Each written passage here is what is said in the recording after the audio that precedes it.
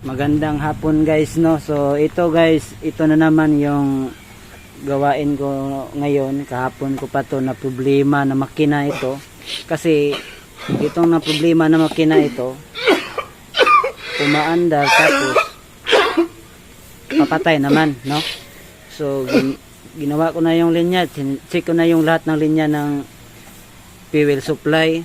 Okay naman, at saka yung carburetor, ito nililisan ko naman yung carburetor, pero ito hindi ko na linis yung sa labas, madumi.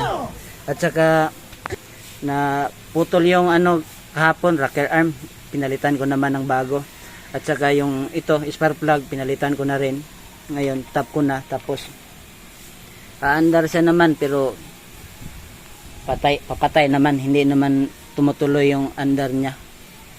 Tsaka ngayon naghanap ako ng hinahanap ko yung kaibigan ko na yung marunong talaga.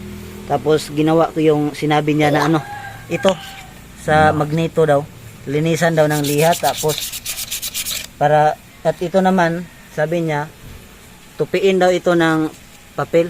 Pagkatapos ng tupi nito, ilagay dito para bali sukat niya na ito guys, no? Kung may clearance niya, ito ang clearance niya guys. Ito yung tupi ng papel.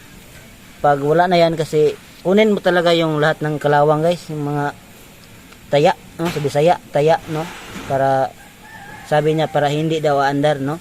So i-try natin guys kung gagana. God bless. Salamat sa iyo Albert, kaibigan ko yun, no? Sa small engine, magaling yun.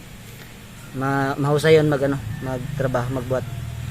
So try natin guys, i-try natin. Kabitan na natin ng branded. Ito original to, genuine PC ng kambing to. So guys, no, try na natin. So